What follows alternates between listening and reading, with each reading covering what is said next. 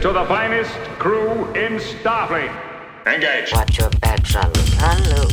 I'm Captain Janeway of the USS Voyager. Captain Janeway of the USS Voyager. Captain. Welcome to The Greatest Generation. It's a Star Trek podcast by a couple of guys just a little bit embarrassed about having a Star Trek podcast. I'm Adam Pranica. I'm Ben Harrison. How you doing, Adam? Great. I got cats in my yard today. What happened with that? I was walking outside toward the studio with my favorite dog, Ripley, not expecting to encounter a cat in our backyard. She loved that quite a bit. She did that thing where she chased it and tried to tree it. Yeah. But this is a known cat, I should tell you. This is the neighbor's cat. She tried to tree it up a wall, and what ended up happening was the smoothness of the wall was such that this cat could not get purchase with its claws. And so, jumped and then slid down and then jumped and then slid down again and then jumped just straight up into some bushes. Oh, man. By the time I got Ripley and brought her back inside. Boy. Saved that little cat's life. That is, that's scary, man. From an afternoon of play, Ripley wouldn't have killed the cat. She just wants to play. I mean, you also probably saved Ripley from some, pretty intense cat-based facial lacerations, you know? I think that is way more likely. Yeah. Ripley just wants to get in there and lick. Yeah. I don't think the cat wants that. Ripley's a little bit of a biter, though. She's got some chomp to her. Oh, these are bird dog bites. These are just let me stick you in my mouth bites. Yeah. Yeah. She's a gentle biter, but an enthusiastic one. Mm-hmm. Yeah. Nothing wrong with little teeth. Mm. How are you doing, man? I'm okay. I was making myself a salad for lunch today. I've been, trying to live right, eat a sad desk salad like the rest of you sinners out there, and that was going to be my lunch today. And I was pulling some Worcestershire sauce out of the fridge to make the dressing, and I have a bottle of Worcestershire sauce that's been in my fridge for a couple of months now. And what has happened to this bottle of Worcestershire sauce is that the label kind of came unadhered to the bottle, but it is somehow adhered to the part of the door that it sits in. Mm. So when I pull the bottle out now, what happens is I just pull out the bottle and the label stays there as a little tube. And then when I go to put it back, I try to put the bottle back in the tube. And this has been a lot of fun for me, but I've been thinking a lot about how much you would never tolerate tube stuck to refrigerator. I don't understand why you choose to live like this. I mean, it's not stuck sticking to other things that they shouldn't be stuck to. Yeah. It's within your power to make this right? Instead of being constantly frustrated by a thing. It's not really frustrating to me. It's kind of a fun game. It's like, I get to put the round peg in the round hole every time. Here's what I don't like. Stickiness relating to food items or containers where that stickiness does not belong.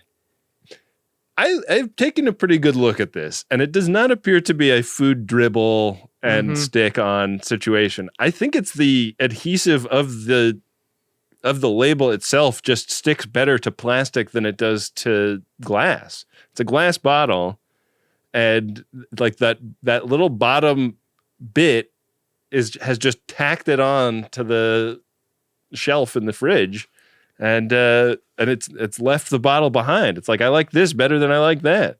This is also an affront to my general need to peel a label off of a thing that I'm handling, like a bottle of beer.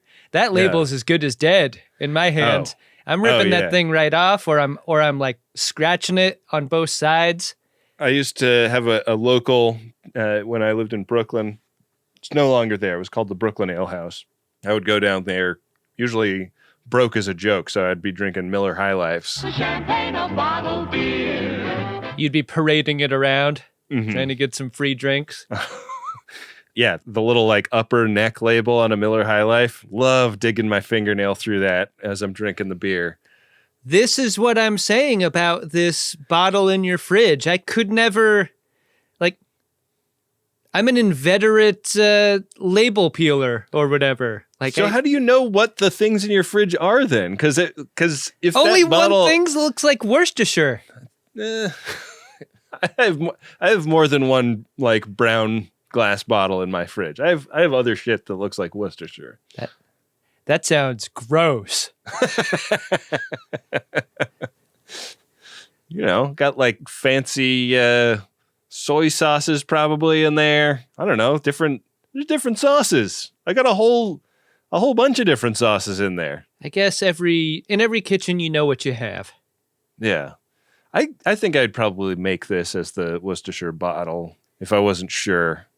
But it's not one you want to like do a taste test on, you know? You don't want to like hit the Worcestershire straight just to make sure that's what you're pulling out. I bet you got sauces in the door of your fridge I've never even heard of.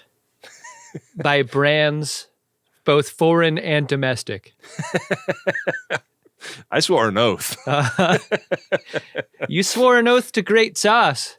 Yeah. And you always have. It's your strongest stance, I would say. Oh, yeah. I do not truck with a mid sauce at all. Yeah.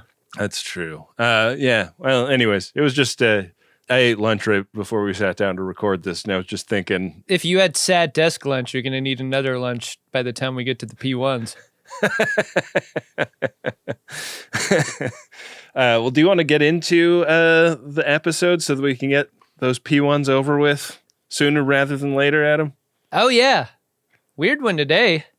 And it's going to be done in an unusual fashion, Ben. If you remember, the end of the last episode, the roll landed our runabout on the measure of a man square. Right. Which means you and I need to flip a coin to decide which one of us will vehemently argue either the pro or the con of this episode. This is sort of like a forced review as we go. Like, you will either really love this for a bunch of reasons the whole way through or really hate it, and I will then take the opposite side based on this coin flip.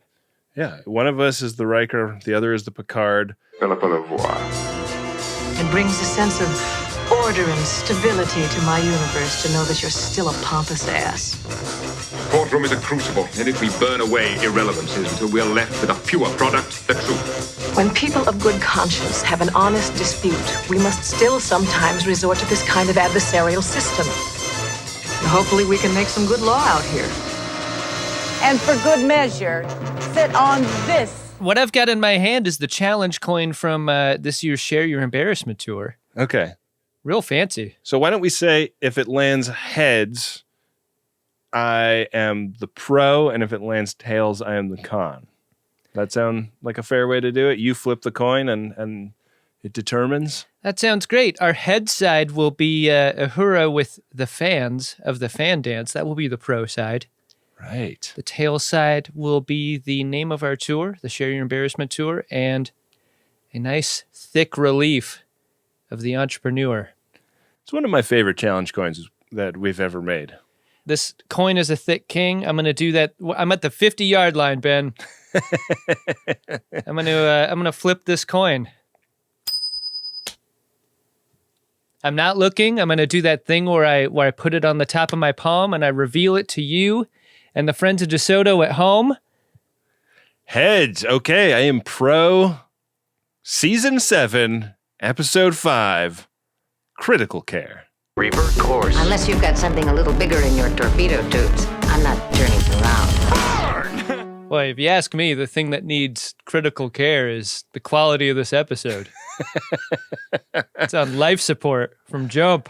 I really enjoy how much they are doing with their newfound ability to do CGI at the beginning of this episode, because it's a really cool establishing shot of a kind of Star Trek place that we just haven't seen before. It's a sort of a modern-looking city on a very lightning-intensive planet, and a ship coming in over the mountains, and it docks at a much bigger ship that kind of looms over the cityscape. Kind of reminded me of Independence Day a little bit.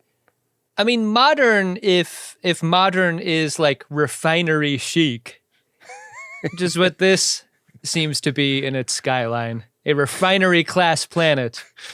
It's not Paris. It's just, No, it's not.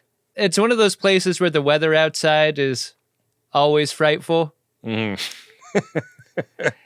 Coming in from this weather, we find ourselves in a trauma unit of a field hospital kind of setting. Yeah. There's people getting gurneyed around, and you got the background audio of any ER situation.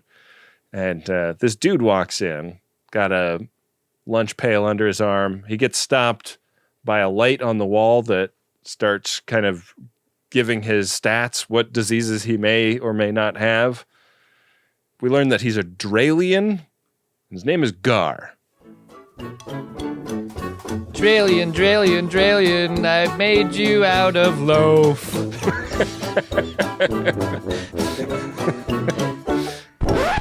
Got kind of feline loaf aesthetic here, I thought. The more I looked at Mr. Gar. Yeah. It's that line between the nose and the top of the upper lip, right? That cats have. I'm thinking of Gina Gershon. That kind of feline lips and face aesthetic. Did you get that? Well, I've already won the argument, Adam. Gina Gershon is a human, not a cat. All right. Yeah, I guess that's how that goes. I thought from here, this computer was going to play a pretty main character in this whole thing, in determining what's what. And when the computer scans Mr. Gar, we learn a little bit about him. He's in great health. He's living right. He's probably eating sad desk salads for lunch also, As neutral as the computer may be about Gar, this administrator of the hospital has grown tired of Gar's entire deal and the shit that he constantly tries to sell him. Gar's like, not this time. You're going to love this. Let me show you the doctor. And after hitting the hollow emitter, there he is. Oh, hi, Mark. And he is very surprised to be there. I love his performance of please state the nature of the medical emergency. Like, he's had so many runs at saying that, and he finds new ways to do it every time. It's great.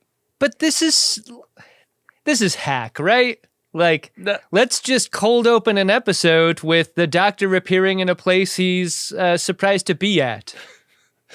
We've seen this 1,000 times. Come on. Mark is a great performer, and he does an amazing job in this moment.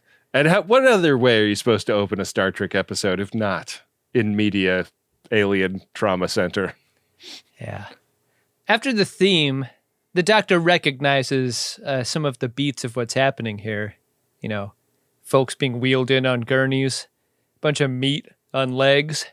He can't help but get involved when he sees meat on legs, Meat on legs is a temptation he could never resist. You gonna cure the rest of that? Says the doctor. He walks right over to a gurney, gets to work, and he cannot believe how primitive these instruments are. He's got to deal with this meat with these. This is terrible. My God, what is this, the Dark Ages? I love the callback to Star Trek 4, the Federation doctor horrified at the primitive quality of care. When you've been programmed with the Hippocratic Oath, Ben, you have to get it on. At that point, what's the difference? Why leave a living witness? Yeah. He kind of does this to the astonishment of the people around him. And this is going to be a theme for him for quite a while. Yeah, I thought it was interesting the way Administrator Chelik kind of is at first a little skeptical of the utility of Dr. Mark, but then is willing to just kind of let him go sick for a while and see what happens. Gotta say, man, I know I'm supposed to hate this episode, but I'm gonna say that I love Larry Drake. That guy's face really fills the frame. You know what I'm saying? I thought for a second it was the same actor that played Leon Rippey. Yeah. Just had put on a ton of weight. You know what? That's a great call. Yeah. He does a bit look like a guy who would enjoy drinking a martini while watching the TV. Well, I might just get to like this place. Yeah, he does look like a Rippy. One of the greats. They said, get me a Rippy type. Yeah.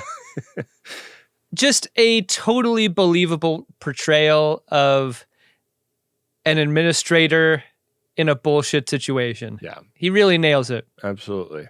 Back on Voyager, we find Paris and Kim walking through the corridors wearing Missy Elliott's costume from Supa Dupa Fly. When you play hockey, you've got to expect a few lumps. And this, I know, is a recurring theme. The whole, what are Paris and Kim going to be walking out of the holodeck wearing this time? I want more of this. I want it every other episode. What are they going to wear this episode? Something crazy. That would be great. I was really curious about whether there were actual hockey pads under their sweaters or just, foam kind of shaped to fill it out. Because the way they're moving, it doesn't quite read the way hockey pads do. Yeah. I played hockey for years. I know what to look for, and this was not quite what I was expecting. I really appreciate the choice in colors for these uniforms. Like, you ever watch a Major League Baseball game where they do that?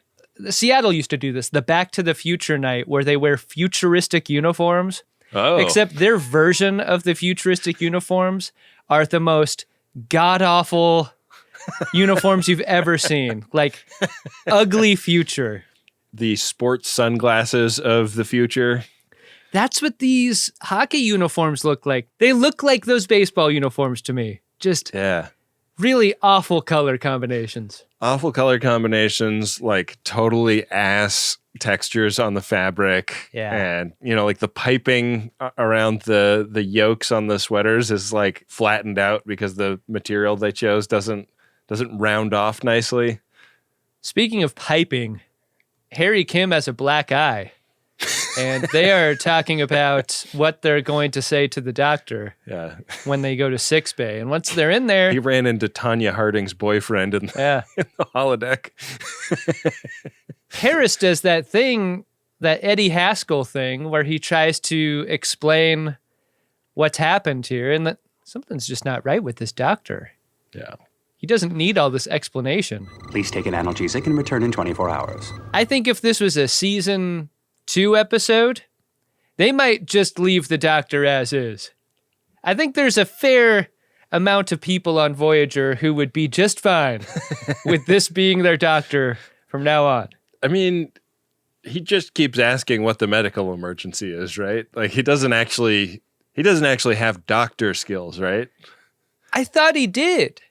I guess you don't see him try and fail because we cut right over to the conference room after this where they're like mid-meeting. Yeah. And the whole senior staff's there talking about what to do about this problem. In Media McLaughlin Group. Issue 1. They are discussing how it is even possible that their doctor got stolen and they didn't realize it for a long time.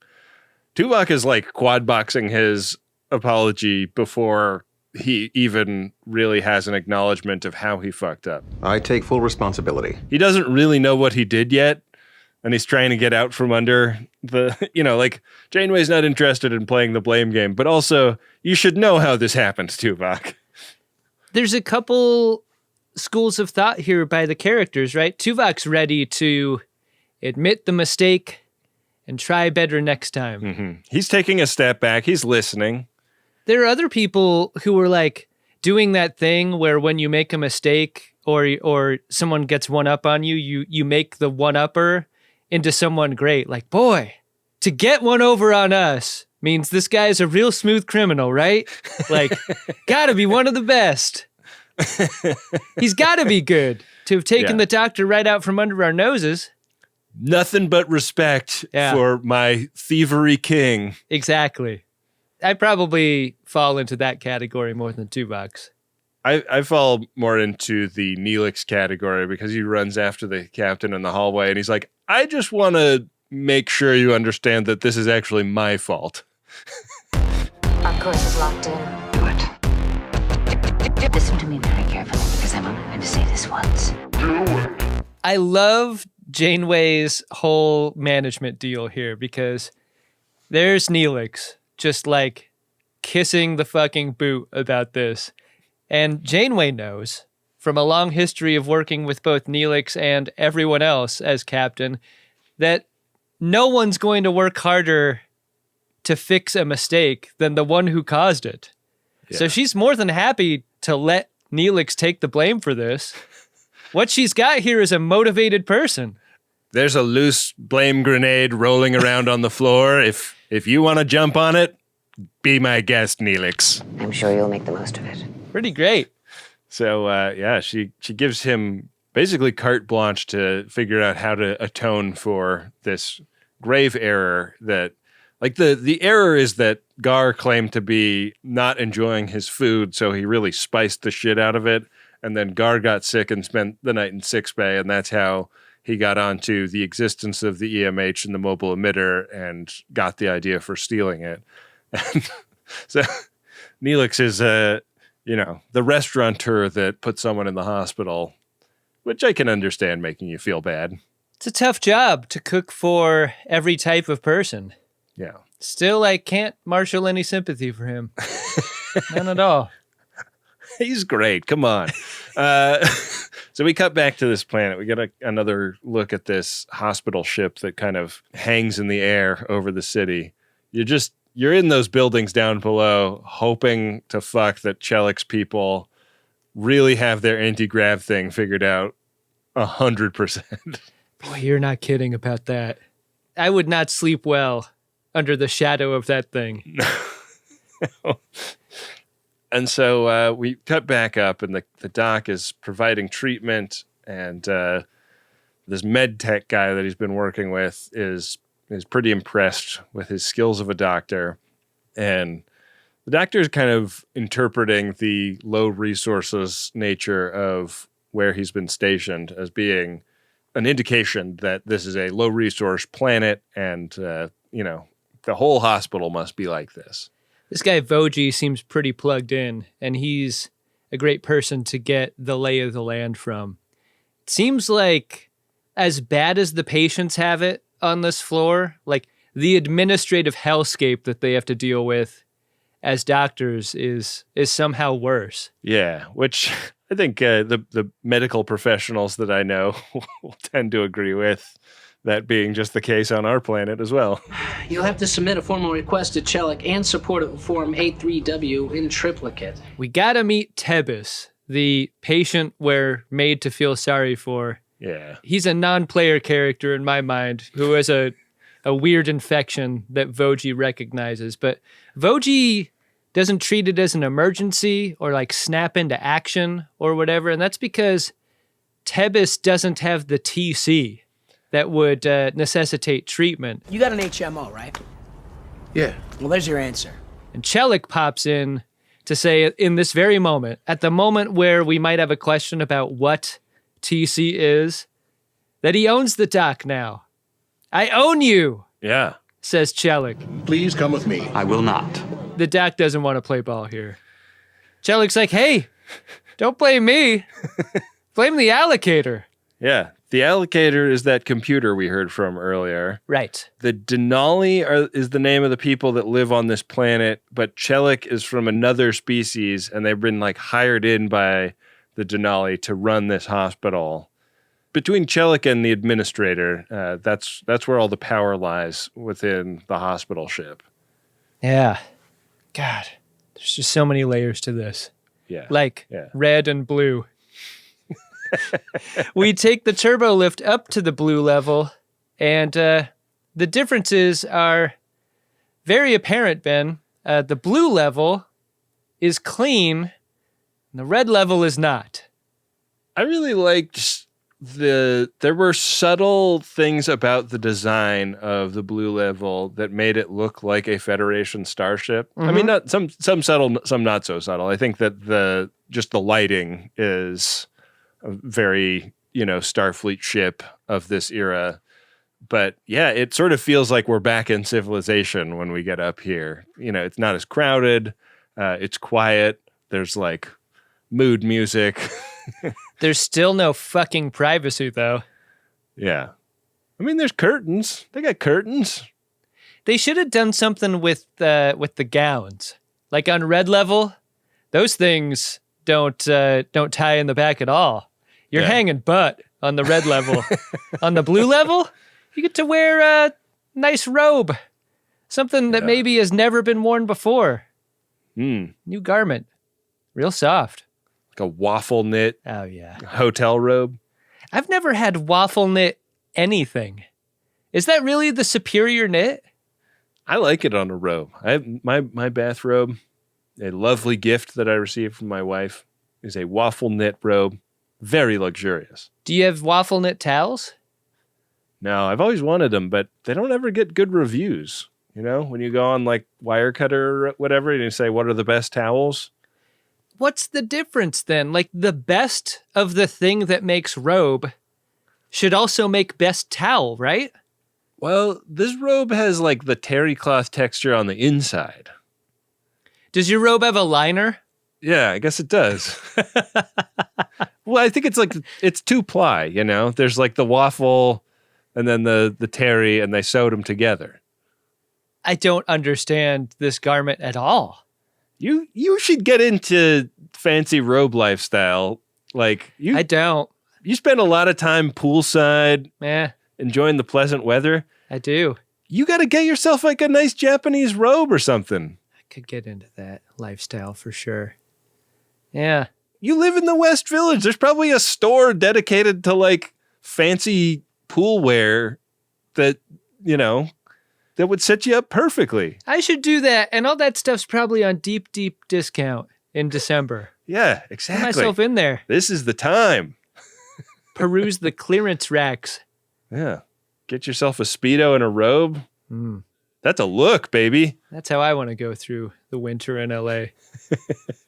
Ben, TC means treatment coefficient. Yeah. Has this little knob on the front so you don't wreck your shirt or hurt your hand. And this is important because everyone on level blue has a higher TC than the patients on level red. And treatment coefficient roughly means like certain professions or skills or accomplishments mean more to a society. So these folks are viewed as more necessary and thus get better care to continue those Miriam contributions to society. Right. Unlike those dirty, dirty level red folks who don't contribute shit. Let's hope extraterrestrials qualify for Medicaid. It'd be like if triage included a check of your, you know, medical insurance if you went into a contemporary hospital. Yeah. Hey, just at the moment you're trying to process this, there's Gregory Itzin. Just perfect moment to introduce Gregory Itzin. Yeah. One of the greats. Are you in charge of what passes for care on level red? Because those people are suffering. Intriguing technology. He is playing Dr. Disick in this episode. Can I tell you that if you go to Gregory Itzin's Wikipedia page, you will see one of the worst photos of all time. Oh, really? Is it? He did so dirty. I don't know who gets to decide what photo goes on your Wikipedia page, but what the fuck is this? If it's any worse than the one on his IMDb. Oh, man. Hi. Check out the one on his IMDb. I think it might be even money for which one is worse. Who is Gregory Itzin's agent? You gotta get, this is no good. No good. Hey, Gregory Itzin has the same birthday as my dad and Hitler. Wonderful.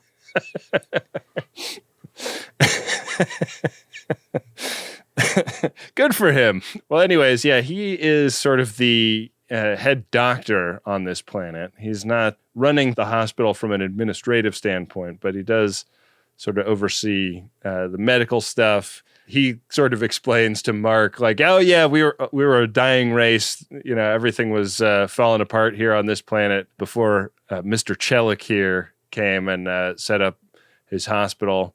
They figured everything out for us. Like this really solved the situation. I just got totally pulled into Gregory Itzin's IMDb page. Okay, should we take 5 and you can read up a little bit more on Gregory Itzin? Or? It's just 30 miles long. You know, it really makes you forgive the photo they choose up top. Like with a resume like this, maybe you don't need a great photo. Oh, yeah. Incredible. Do it. Do it. Do it. Do it.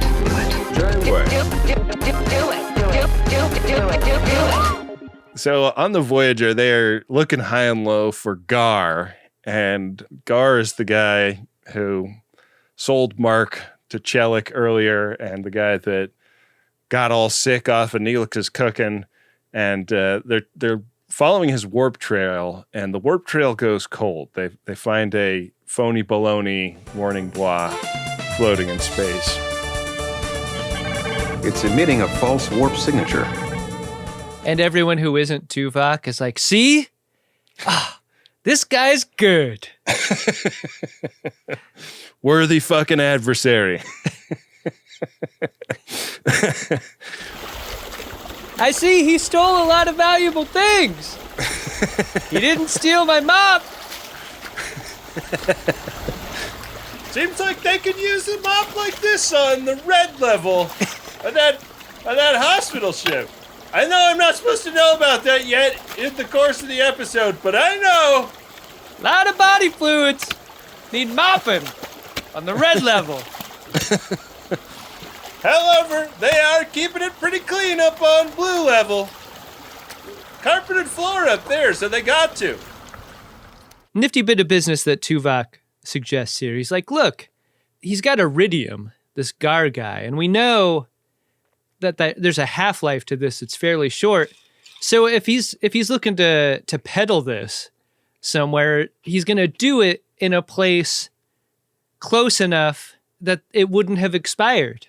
Right. So they find a planet that's 2 hours away. This has got to be the spot. That's where they go. Local iridium hookup. Yeah. It's a mining operation. They pull in and they get this guy up on FaceTime, and he's pre-pissed and wants his iridium back. Turns out Gar's been grifting people left and right. I don't know how often this ever happens to anyone else but Janeway, but like, you get on the phone with someone and they're just pissed immediately. Janeway's so used to this because she's like, hey, we both have something to be pissed about. You, clearly very pissed. Why don't we work together? You can get your iridium back and we can get Gar. Gar's got our doctor. There's coffee in that similar experience. Maybe we can help each other. And this guy decides to play ball. He's like, what else am I going to do? Just be pissed? Enemy of Gar is my friend. Here's what I got to tell you. Go to Velos. Yeah. That's where you should look for him. So Velos is the next stop, and we cut back to the hospital where Mark is learning about how patients on level blue are getting optional treatments that are just there to prolong their life, that they don't actually need urgently, using drugs that are being denied to the poor people down below, Adam. But you hear the description of this stuff and how, like, unnecessary it is. It's only necessary for, like, life extension. This is adrenochrome, right? Yeah, I think so. I think they say that. Yeah. We got a bunch of kids in the basement here. Yeah, just grinding them up, extruding a bunch of adrenochrome. The richest guy on our planet found out about this, believed it, and so that turns out to be how we set our society up for the rest of history. The doc observes something very useful about this whole transaction. The nurse asks the computer for a drug. The computer scans who the patient is and goes, oh yeah, this guy can get some adrenochrome. And this thing gets vended out. Gives him an idea, doesn't it? It does. So there's that boy down below on red level. You're talking about Tebis. Tebis. That sounds like such a Scrabble word. Like, what are you going to do, Ben? Challenge me? Yeah. 27. Well, Tebis. Here's how I know that challenge would work is that it kept autocorrecting to tennis. Because it's TE double letter IS, you know? So many alien names are just regular vocabulary words said with a stuffed up nose. That's how you write Star Trek characters. It sure is. With a sinus infection. So Mark gets this idea like, oh man, we could be distributing these optional ass drugs down on red level. Yeah, where they're really necessary. I mean, because that's a version of life extension too, right? Indeed it is, Adam. He's got this idea like, oh, what if we, this kid is tragically low T. What could we do to kind of juice that up? Like buy something at the checkout area of a gas station to help. But he comes up with, what if we load some extra information about him into the database? And he tries to trick the computer into thinking that Tebbis has like skills and aptitudes that he does not, in fact, have. Yeah, but Voyager is such a fucking dope. He's like, computer, did you know that Tebbis is good at books? Like, his zhuzhing up of the file is so stupid. Yeah. You got to do better than that. Voyager? The allocator can read right through Voyager's bullshit. Yeah. I feel like the doctor watches this happen and is like, Voyager's not the guy. And when you think more broadly about like how the society is structured, like if you're on red level and you don't have the TC to get, up to blue level, wouldn't that also presuppose that the doctors on red level aren't their best, aren't their smartest? They did not send their best to red level. No. You can only work on a red if you are a red. Did you get the sense that Voyager is actually a doctor, or is he a tech or a nurse or something? That part is a little squishy to me, but I feel like he's the best that they have. Yeah. He's either a doctor or doctor de facto. Yeah, because my general practitioner is, I believe, a PA, and this is something that my wife... A production assistant? ...doesn't believe should qualify him to be my medical practitioner. Go on. I don't know what the difference... Like, it seems like... Your doctor is a Pennsylvania? A physician's assistant. He he can prescribe, he can provide, he can do the whole thing. That's what you want. Yeah. He just doesn't have an MD. He has like a different qualification that isn't as murderously difficult to get. Is there something about your level of care that your wife has taken umbrage with? I don't know. My level of care being bad is mostly about me not wanting to go to the doctor that much. Well, there's your problem. So Voyager's amendment doesn't work. And here's what I want to say about Tebbis. He seems really happy with his condition. And I was very curious about this choice in making Tebbis so optimistic and cool, given he's about to die. And could be in some pain about that. Like, it's weird when the sick person is more okay with things than the doctor. There's this like reversal in this scene that kind of clanged for me. Well, I think that Tebbis weirdly like believes in the rules of his society, despite how obviously they are fucking him over.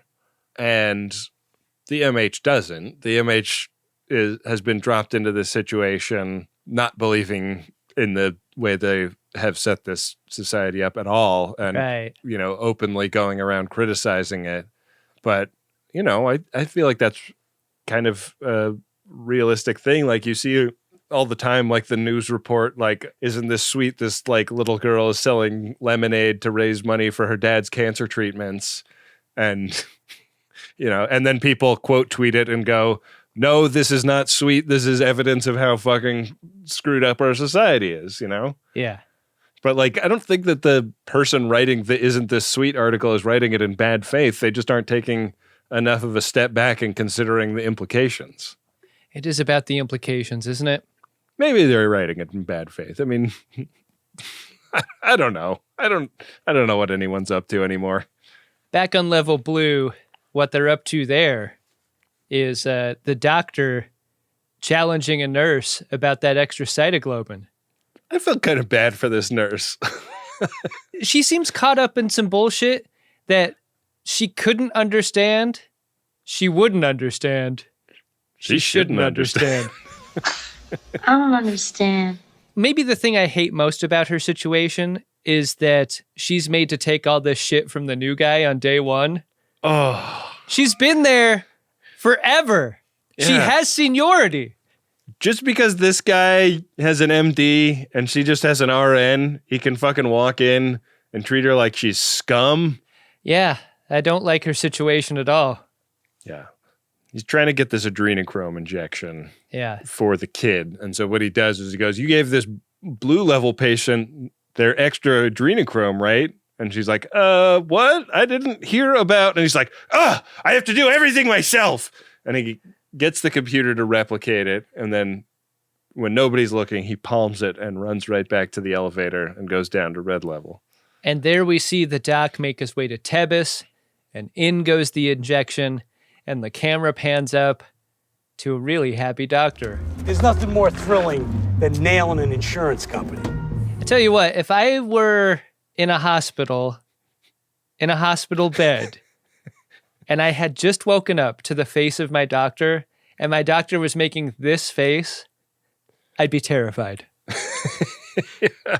Like, you want the consistent good care of a trained medical professional, but I also very rarely want any emotion out of that same person. I'm going to take the other side of this, not just because I have to, but because I believe it, Adam. Uh-huh. If I saw a look of smug satisfaction in my care provider every time they injected me with something, like, yeah, I just did the right thing, even though everybody around me thinks it's the wrong thing. That's only giving me more confidence in the care I'm receiving. I don't want a doctor near me who is doing something that everyone else tells him is wrong. Maybe your wife's onto something about your medical choices. I've got to get that platinum, get that Lobe enlargement. I've got to get that Platinum? Not. Are you planning a heist? Gold. When I've got your attention. Puppy first. Do it. Do it. Do it. Do it. Very well. Do it. We get a parade of guys who got swindled by Gar on the screen of the Voyager. Some of the rattiest loaf we've ever seen in Star Trek. You know, there's the one guy, and then there's the next guy, and then there's the next guy's ex-wife who left him for Gar and would love to imagine that, you know, Gar basically cucked this guy, took his wife with him, like so much iridium, and now the wife is convinced that Janeway is trying to move in on her action with Gar, and Janeway has a tough time explaining that she has no romantic interest in Gar without sort of insulting this woman. So she claims to be already set up with somebody, and she reaches out of frame, and you're just like, oh, this is Chakotay's moment. This is where it happens for him. And we cut to the wide shot, and she is grabbing Tuvok's hand. What? I believe it moved. Great moment. Chakotay's just sitting back in his chair. Box of Dixon Ticonderogas, taking them out one by one. Loved having a Jim O'Heir sighting in this parade of victims. That's fun. I should have known it was a mistake, but, well, you see, I have never been able to say no to my wife. Yeah, it was a good parade. The wife sucks, though. I don't like the way she talked about her husband. She's like, wouldn't you leave that tub of shit if you were me? It's really unkind. Yeah. She did not marry him for the right reasons. It sort of seems. You know what? You know what I think about when I think of that husband? How much better his life is going to get now. Right. She's holding him back. She's holding him back from happiness. He'll see it soon. This is short-term pain that's going to lead to long-term gain. Yeah. Yeah. He's going to get back out there. He's going to meet someone new. Yeah. He's going to, you know, he's not even going to like think about Gar going forward. Yeah. Back on the doctor's planet, Tebus wakes up feeling great. And the doc is still standing at the bedside, grinning like a fool. And then Tebus goes from, oh, I feel great, to, oh no, you're in big trouble, aren't you, Doc? Yeah, he's fucking stressed. Doc's like, no, No, we just worked up your TCs through the roof right now, Tebbis. It's going to do wonders for your whole life. And Tebbis is like, well, that's cool for me, but what about everyone else on level red? Can you do the same for them? Another look of smug satisfaction. Yeah. I did not know how to interpret this in this moment in the episode. I was like, is he smugly satisfied that he's like, no, I don't care about them because Tebbis demonstrated merit and potential, and therefore I'm willing to save his life, but I don't really care that much. I kept wondering over the course of this episode whether the Prime Directive supersedes the Hippocratic Oath or vice versa for the Doctor. Yeah. I sort of wish that they had addressed that directly, but... Yeah, they had the tension of that, for sure. But I love the reveal that this look of smug satisfaction is that the Doctor has a big plan to start smuggling drugs down from blue level to red level that he's just not letting on about yet. You remember the Take It to the Limit montage from Scarface where they're like counting the money, piling the coke and all that? This montage is almost exactly like that, except the Doctor is just keistering these vials. Just one after the other. What are you doing? Yeah. Trying to get you the proper medication. He prints up a bunch of bumper stickers and T-shirts that say reallocation is not a crime. Yeah. And they get to work. Yeah. And they start taking adrenochrome around and just injecting it willy-nilly. God. I mean, Voji's like, I don't want to be a part of this. And then Tebbis is like, I do. And as soon as Tebbis does, Voji's like, all right, let me in there. Come on, give me some of those vials. Yeah, from now on, free health care for everybody. This has got to be what it's like for Chet and Colin Hanks, you know? Like when Tom Hanks is like hitting the adrenochrome hard and they're like, you know... Like when they've got a really furious game of ping pong in the basement of Comet Ping Pong. Yeah, yeah. And you know, it seemed, you know, Chet's like not really into it at first, but when he sees that Colin's going for it, he's like, all right, Yeah. come on, I'll get some adrenochrome too. Yeah. Got to when it's flying around. Yeah. You think Chet and Colin get along? I mean, do all siblings get along? I don't know. They just seem so different. I just feel like Colin Hanks is like, let's do, I don't know, like bow tie summer. And Chet's like, I got a way better idea. Yeah. Really something to think about. Yeah. Yeah. What a thing to think about. Back on Level Blue, you couldn't have expected this con to go on for long. Greg Itzin figures it out pretty fast and confronts the Doctor about all these unnecessary injections, suddenly flying out of the computer. And this is a great scene for anyone who works at a company, because the Doctor patiently explains how accounting rules for departments at companies work. Yeah. You got to use it all. Or you got to use even more than all of it. Or else next fiscal year, you're going to get fucked. I'll admit to some light embezzlement on this program, Adam. This better be at a previous company. When I was the president of the comedy magazine in college, it worked like that. We got money from like the student activities committee or whatever. And if you didn't use your budget, they cut your budget the next year. But if you used it all, you got 10% more the next year. It's so fucking stupid. It's so fucking stupid. Our entire economic system is based on growth for all time, higher budget for all time. Yeah. Yeah. God, what are we doing?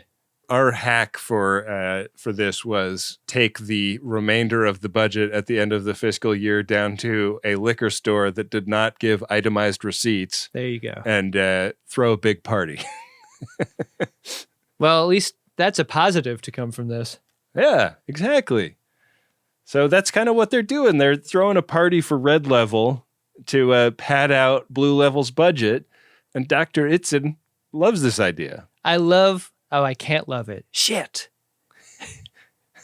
This doesn't make any sense. Shut it down. Hey, Adam, you tell me the thing and I will love it for you. I will hold that love and carry it through. Here's the thing about the Itzin confrontation. He seems to get it. Like, he seems to be down with what's happening. Back on level red, things are looking livelier than ever. Like those first couple of scenes, people are laying in the halls on the floor, and now people are up and moving around, and that's good, right? It's great. It's good direction. Like the mise en scène of these shots has totally changed, and even though they're not lit differently, they feel really different. There's a performance characteristic to the actor who plays Tebbis, Dublin James, that I'm going to call Wheatoning, because when Will Wheaton was brought to Lower Decks to play a younger version of himself, he famously did like wet mouth acting to sound more childlike. And I feel like Dublin James is kind of affecting his voice in that same way to sound like a sick kid. He's like 30. Yeah. Dublin James is his first and middle name, but I think that's what he goes by professionally. Oh, yeah? Last name Wahlberg. What? Yeah. Get out of town with this. I'm not kidding. His real name is Dublin James Wahlberg. I'd change my name too, I guess. Yeah. How strange is that? Huh. Weird. Yeah. I couldn't help but have the spell broken a little bit by like this quote unquote kid feeling better again, but no, he doesn't want to be discharged. That would mean going back to work the refinery with Dad. Do you think that Dublin James ever considered endorsing a male growth supplement and going by Dublin Jimmy instead of Dublin James? I don't know. Maybe. I think you should give some thought to that if he's listening. I think that'd be a fun bit. Coffee, do it. Black. Coffee, black. Make it yourself. Tebbis is sort of sickness edging here. He's like, look, what if you made me just sick enough to stay, but not like real sick, like sick enough to where you can't send me home. Right. That way I can stay, I can learn to do medicine shit with my friends and Voyager and like learn from the best, learn from Dr. Mark. That's good, right? It does seem good. It does seem way better than the manual labor that he would be doing otherwise. So. What's the worst part of working at the refinery? Is it the manual labor or is it Dad? I could have used a little more detail because that description, it's pretty short. But he didn't have to say working with his dad if it wasn't kind of the worst part, right? Let's just assume that his relationship with his dad is very much like the one that you are projecting onto it. Back on Voyager, they found Gar's ship, and they drop out of warp right on top of it. I love this moment. In an episode I hated, and it sucked, but this moment was fun to me. It zooms right up on it, and blam, like hits it with the tractor beam. Why don't they do this all the time? It's a great moment for Chakotay in particular. It was his idea, and like he gets like an attaboy from the captain for it being such a clever way of playing it. Yeah. It feels like Voyager can do stuff faster than the D can. Like, there's so many times where the D was like, put a tractor on him. It's like, gotcha, Captain. Let me do that. Beep, beep, beep, beep, beep. And then the tractor goes, Yeah. 3 cords and a tractor beam. That's how the D worked. They've nailed him, and Gar gets on screen totally smug for a guy whose ship has just been lassoed for all intents and purposes. I thought we were friends, Captain. Why am I being treated this way? I think I deserve better. I gotta say, kind of like Gar. Your team Gar? Liking the bad guy is part of the coin flip for me. Okay. Gar's cool. Look at that cat face. And I dance. Oh, I hate him. I hate him so much. He's trying to upset the tractor beam, but Harry Kim's on that shit. He's not going to let him get away with that. Yeah. Gar's got that confidence of a guy who knows he's going to get out of this jam, but he doesn't. He's transported to the brig directly. Yeah. We cut back to a really beautiful nighttime shot of the hospital ship up from below. It's just dumping sewage out of the bottom. Just like medical blood and waste. medical waste. You do not want to park your car underneath that thing. Trust me. I only did that once.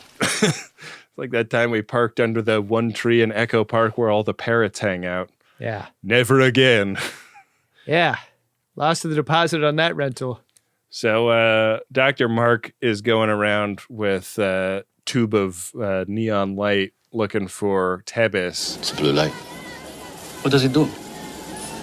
Turns blue. And asks the allocator where he's at because the cot that Tebis had been in is has got a different person in it. And it tells him that Tebis is now on level white.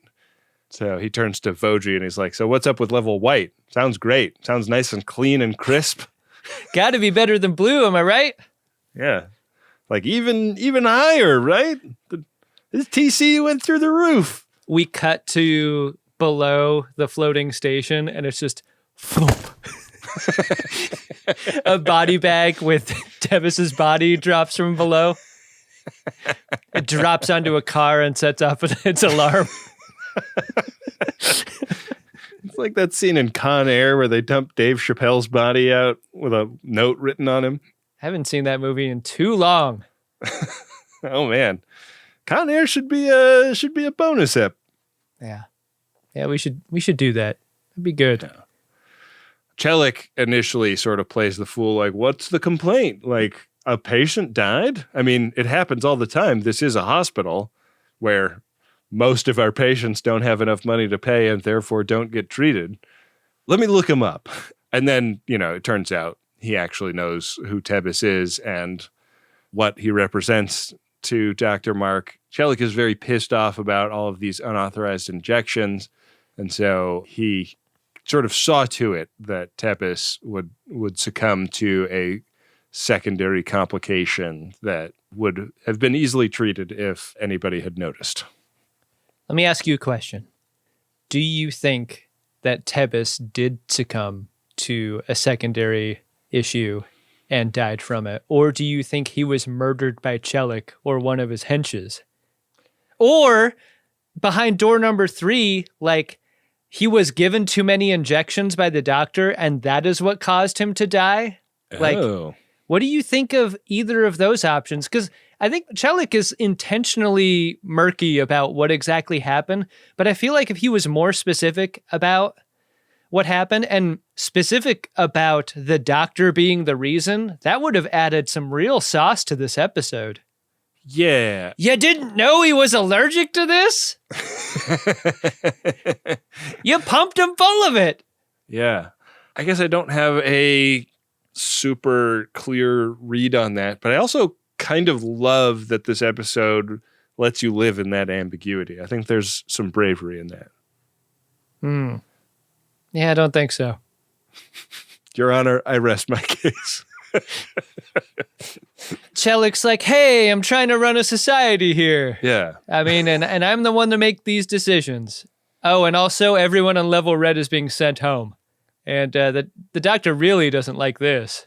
It's a great illustration of the idea that crime is a social construct, right? Like, if you steal $200 from your job, you get arrested and thrown in jail. If your job withholds $400 from your paycheck, you don't really have much recourse on that. Yeah, man. Me too. Anyways, yeah, so the other shoe drops in this conversation, and Chelik explains that the allocator is going to now be paying a much closer attention to what Mark is up to moment to moment. Here's what I think.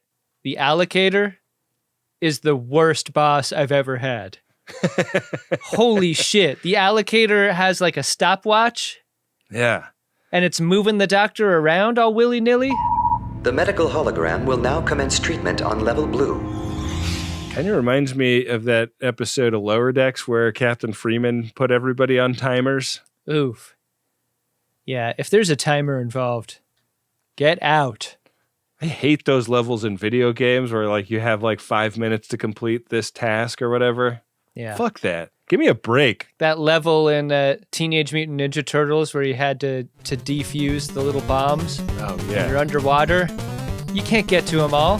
There's no way. There's too many. There's too many. It's not fair. I always got stuck there. That was my Kobayashi Maru. Yeah, I never got past that. So back on Voyager, Gar is in the brig, and he's being interrogated by Tuvok, who is threatening torture by mind meld.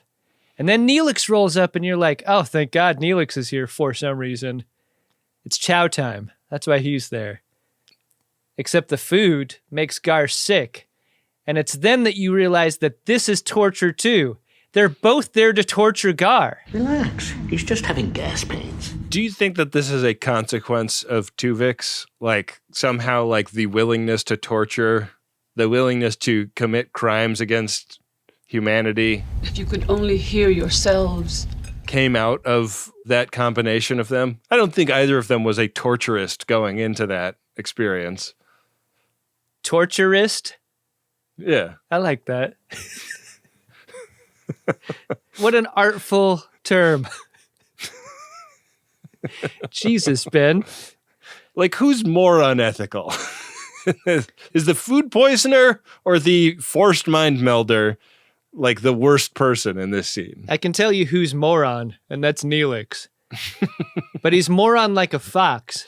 Because this amount of gas does not agree with Gar, and Gar will do anything to get this gas out of him.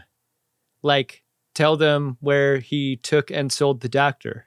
Yeah, he's literally like ripping ass on the floor, like begging to be saved from this. Just a brutal, brutal torture scene that will haunt me for the rest of my days. Yeah, that is a key fear of yours. Can you imagine death by gas? You know that's happened. I'm sure. I just wish I could fart! I'm giving you an order. I'm giving you an order. Is that understood? I'm giving you an order. I'm giving you, and you have just crossed the line. Gar is played by John Kassir, who you know as the voice of the Crypt Keeper, Adam. Wow. Yeah. Good pull. Yeah. It's your lucky day, fella. Pretty fun. I mean, he's it seems like he kind of like makes most of his living as a voice actor from looking at his IMDb. But hey, that's a good living. Fun that he got to put on some loaf and rip some dirty farts for Star Trek Voyager. Back over at the red level, Voji, he's just falling apart. Yeah. He can't deal with this. He's got all these discharges to manage. And like, this is the worst possible time to get called to level blue to help with the surgery. But there he goes. Yeah. But it's a trick because the doctor's there to greet. And it's clear Voji has never been to level blue. He's blown away by this place. Like, oh man, you guys really got it made in the shade up here. It's almost like a Federation hospital up here. Yeah. Doc's got a plan. He needs Voji to agree to smuggle his mobile emitter out of there. And Voji's like already unzipping his pants. And the doc's like, no, I've got this case. Put it in the case, not your keister. Yeah. Keister, not necessary for this one. Also, it's kind of a tortilla shape and size. I don't think you want this in your butt, dude. Yeah. He gets with the program. Like, just as the allocator's about to move him along, into that case he goes. Yeah. And on level red, we find the doctor working just like normal. And Chelik rolls up and he is pissed. I love the swagger that Larry Drake has when he walks up catching Mark. You know what you're hiring when you're hiring Larry Drake. That kind of swagger. Oh, man. This guy can walk, man. You want to know something that I read is that the artist known as Drake took his name from Larry Drake. Like, so inspired was he by Larry Drake and his many great performances. Oh, man. Yeah. Is this an nth degree? Yeah. Sneaking into A Measure of a Man? So every time you hear something by Drizzy, just think of Larry Drake. Yeah. And that gravitas. Ugh. Not so much gravitas that it saves him from getting knocked the fuck out by the doctor. Yeah, he gets an injection for his trouble. And this is like a neural blocker plus virus. It's the thing that the adrenochrome treats on red level that he's been injected with. But it also has TEBIS biomarkers in it. So when the allocator is consulted about what kind of medication Chelik can get, it's like, no, this guy has low T. Can't give him adrenochrome. Adam, it's a pretty vivid illustration of how unfair this whole situation has become. I mean, we're just getting comeuppance after comeuppance, like all over the place, from here until the end of the episode. Yeah. Isn't it a little hypocritical, though, for the doctor to make it seem as though Chelik's life is not worth saving in order to save other people? I wonder if the episode will interrogate that any further. Janeway gets on the phone with the allocator, and it's like when you call like an airline and it's just nothing but AI phone tree bullshit. Yeah, you can never get a real person. Your wooden medallion isn't speeding you to the front of that line. No. It really sucks. And so they kind of decide to take matters into their own hands. Meanwhile, Dr. Itzin shows up at Chelik's bedside and is like, oh man, what's wrong with this guy?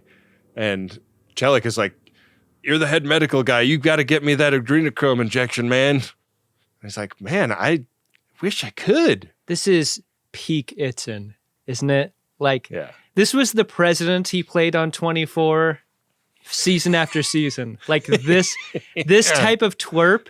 Like, I think what's so great about this performance, again, in an episode that I think is dog shit, because that's what the coin tells me to say, is that I'm not sure I entirely believe that he believes what he's doing here. You know how, like, in every awful administrative machine, there has to be those who just go along with it? Right. I feel like whatever is happening to him scene to scene is what he's going to go along with. It's like he is doing this because it's how the game is played, not because it's what he believes in his heart of hearts. He's going to be fine in the end, and he's making those decisions the entire way. God, it's like a straight white guy voting.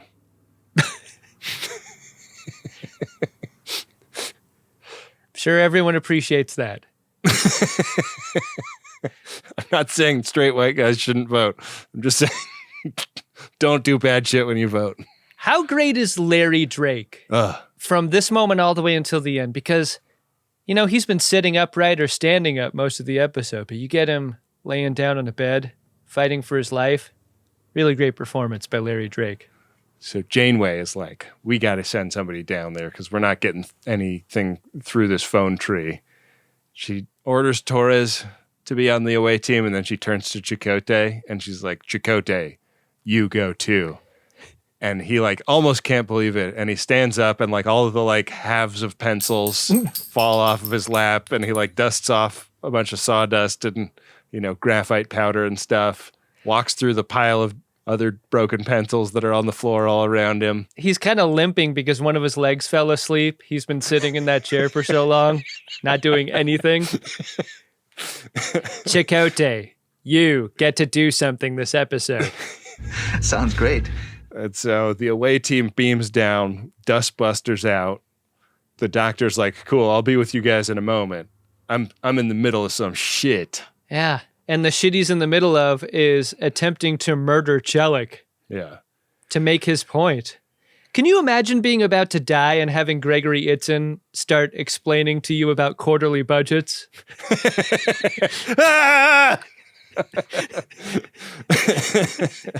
Oh man, what an awful way to go. So the policy change that they get him to enact is everybody that has this disease that gets treated with adrenochrome automatically gets put on level blue from now on. And because he has it, he also gets to go and get treated. Doesn't really solve the problem of the ills of his society. Yeah, do you get a sense for how many of these ships exist around this planet too? I feel like it gets like number checked as like number 42. So maybe there's lots and lots of them, but I don't know. I hate that about this episode. I kind of liked it. I got a big problem with that. That's another bit of ambiguity that I really appreciated as Brave. Yeah. They warp away. Now the doctor's on board, and he's giving 7 of 9 a checkup, and then turns the tables on her and asks her to give him a checkup. She gives him a surprisingly clean bill of ethical health. He is quite troubled by the behavior he engaged in down on that planet.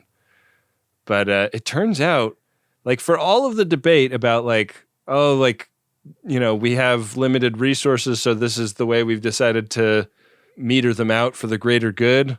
Turns out Mark was greater gooding better than all of them. It's really true. 7 of 9's like, cool, take your lollipop. Like... And that's when you realize the episode was told in reverse, because the lollipop is super big in this scene, but it was really small at the beginning of the episode. It almost got past me, the whole idea of all the way up until this moment. It's been the doctor that's been so flip about 7's many problems, and you reverse the two here, and it's 7 being like, fine. Rub some dirt on it. Nothing wrong here. And that's the end, Ben. Did you like this episode? I have a feeling you did. You know, I'm really easy to get along with most of the time. But I don't like bullies, I don't like threats, and I don't like you.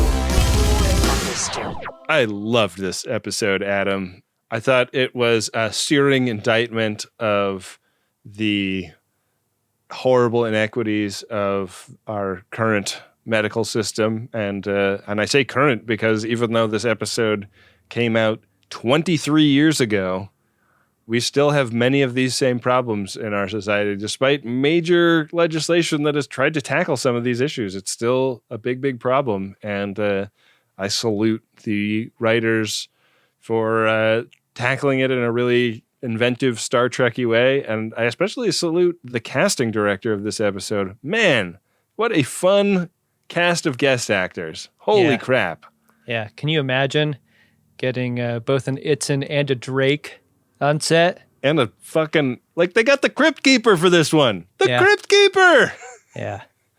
Got to imagine pretty popular around the craft table. Oh, man. Do some more Crypt Keeper stuff. Well, Ben, I thought this episode was a pile of shit. Yeah, I kind of got that sense. And the coin makes that true to me. It's an episode about torture, isn't it? The doctor torturing Chelik being maybe the most surprising form of it. Tuvok and Neelix earlier in the brig, obviously, participating in their own form of torture. Veteran of performing on 24, Gregory Itzin is no stranger to being in TV shows that celebrate the use of torture. Yeah, I thought that show was a big amount of fun at the time. I mean, it introduced me to the great Gregory Itzin. It can't be all bad. Like most very special Star Trek episodes that ask interesting questions, this episode doesn't answer any of them, because that is what Star Trek does a lot of the time, is they don't have any solutions to our problems. This is the depiction of one of the major ones in our society. Why don't you fix something, Star Trek, instead of just standing around? If you got time to episode, you got time to clean. That's what I'll say. Case closed.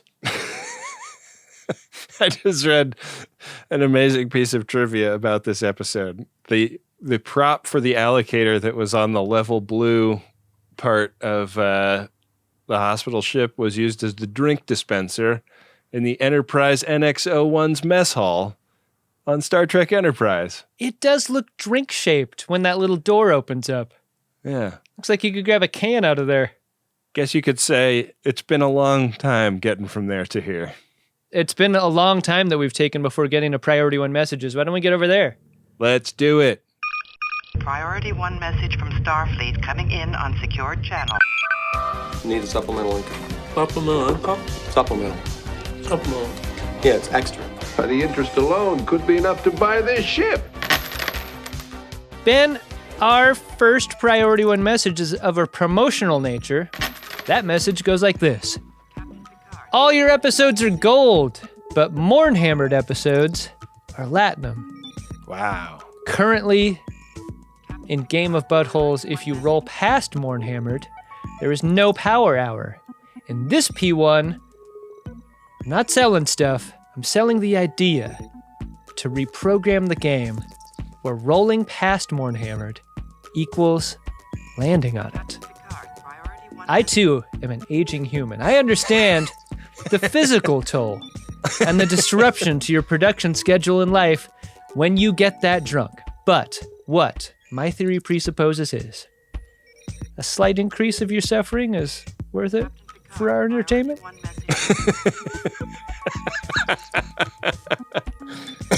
Mike is an idea salesman, and on his commercial P1, he has sold the change to the Game of Buttholes that would make rolling past the Mornhammered square impossible.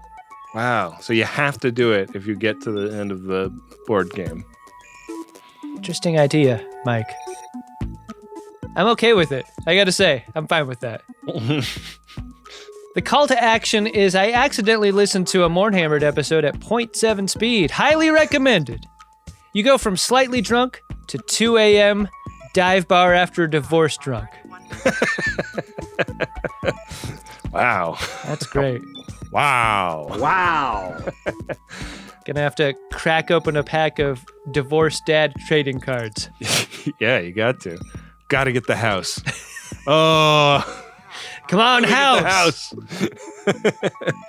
I don't want to ask Colin Anderson to do any extra work on the Game of Buttholes, but I'm for this proposal. I think this is a good proposal. I would say remove the tub square and add another Mornhammered square. And maybe that's how we resolve this. What do you think?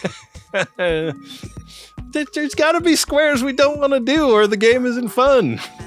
I think we should make this project as enjoyable as possible. No suffering. No suffering! I don't know. That doesn't seem like your way. Adam, come on. You're going to find a way to suffer. I don't know, man. I've changed. Wow. Our next priority one message is from Chris, and it is to Ben and Adam. Goes like this. Came down with COVID 2 days before your Denver show. I remember meeting you, Chris, at that Denver show. Big hug. Here are the scarves I would have probably spent on taxis, dinner, and drinks. I would try to pass my ticket on to a friend, but I'm a little bit embarrassed about having tickets to a Star Trek podcast. Break a leg, come back to Denver soon. Oh, Chris. You missed a great show in Denver.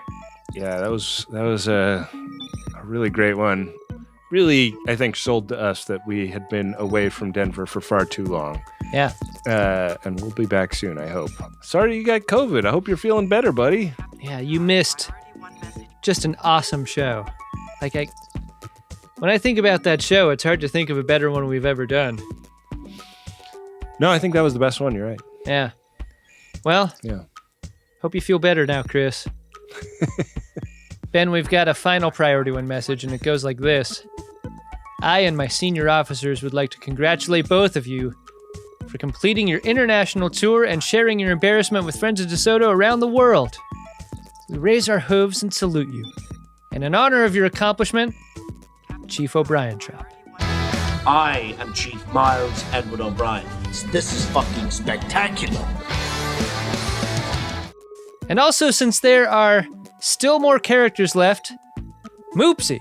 Moopsy. Aww. So this was sent in by Captain DeSoto and the crew of the Friends of DeSoto Mastodon with the requested date of being after when the tour is over. Hey. What a nice thing to do to celebrate the end of a crucible of live shows that we've done. It has been a really fun tour. We got one more early next year in San Francisco. Yeah, learned a lot, did a lot of great shows. Gonna feel great when we tie a big bow on this one. Yeah. So thanks to everyone over at the Mastodon for observing that achievement. Thank you. Hey, are you trying to assuage the feeling of missing a live show? Or maybe you have great ideas about the board game? maybe you want us to do an impression, or you want to celebrate a relationship, or a beloved pet. Go to MaximumFun.org/Jumbotron. Put some words in our mouths. Help support the show. It's easy to do. Do it today. Hey, Adam. What's that, Ben? Did you find yourself a drunk Shimoda? Incredible. Drunk Shimoda! I just think that everything about Jim O'Heir's performance as Cuck Husband is great. He is 10 out of... He gets 15 seconds in this episode, and he takes it. He takes it for himself. He goes 10 out of 10 on this performance. He's really in a way. Yeah. And it makes me in a way with him. He's just the best. I'm going to make him my drunk Shimoda for that. What a performance. Oh, man. Yeah, I agree. I also thought the costuming that they put him in was just really funny. It was like kind of a bad shirt that had just some like space shit on it. What I didn't like was the adulteress. Like, her setup is just nothing but plants. Like here's potted palms. Right. She's like on Risa, or the Delta Quadrant equivalent. Yeah. You know, she's just like a sex pot that's like, ooh, wouldn't you? I mean, nothing says sex like potted palm, right? The sexiest plant. Always makes me horny. Is this your idea of sex? So what was yours? Was yours also? Yeah, I joined you on the Jim O'Heir square. Hey, great. Good place to be. Yeah. Do it. All right, Adam. Next week, we've got to find out how we are going to be recording. And let me tell you what we are going to be recording. It's Season 7, Episode 6, Inside Man.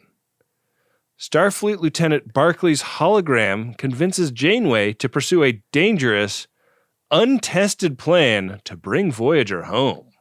What's the title of this episode? Inside Man. Oh, isn't that your college nickname? Absolutely brutal. Off the top rope. Jesus. Ben, our runabout is pulsing on the face of Philippa Louvois. Oh, right. Reminding us that we both just did a Measure of a Man episode. That's square 87. 3 squares ahead. We've got a The Traveler episode. That would propel us 5 squares past his face. You're required to learn as you play. Roll. But let's see what happens. Let's see. Ben, I've rolled a 2. Chula! Did I win? Hardly. That puts us on square 89. It's a regular old episode. It's Nice. also the doorstep of the Traveler Square. That's it. Okay. Regular ep. All right. Regular up next week. Looking forward to it. Yeah. Thank you to everyone who supports the show. MaximumFun.org/join. Thanks to everybody who shares the show with a friend or leaves a nice review on Apple Podcasts or whatever app you use to listen to podcasts, but especially Apple Podcasts. Saw a lot of Friends on tour. Wasn't that fun? Yeah. Like folks bringing people to the show to expose them to that whole thing. That's always a trip. It was great. Hey, hope you have a great holiday season, restful holiday season. We're going to keep bringing the episodes. There's going to be an episode next week. I haven't checked what day it is, but it's happening. It's the 18th of December today. Yeah. That's where we're at. So what's 1 week from today? Is that a big date or nah? Yeah, for a lot of people. Oh, unremarkable date? I think it's great. Cool. Yeah. Well, so if you need to go take a very long poop and avoid your family, we're going to be there for you. Yeah, we really will. We're not going anywhere. That's because of the friends of DeSoto who support at MaximumFun.org/join. Yeah. Rain or shine, thick or thin, holiday season or not, $5 a month keeps this thing going. We gotcha. Also got to thank Adam Ragusia for all the original music on this show, Dark Materia for the original theme song, Bill Tilley, the card daddy, for running the @GreatestTrek social media accounts. Got to thank Nick Ditmore for our artwork. The whole crew. Yeah, go check out all the many communities online. Buy something at podshop.biz. Check out other shows on MaximumFun.org. For example, Greatest Trek. Our new Star Trek podcast, Greatest Trek. Love that show. Yeah, good one. With that, we will be back at you next week with another great episode of Star Trek Voyager, an episode of the Greatest Generation Voyager. It stars Denzel in a great hat. Excited for that one. Make it so. Make it so.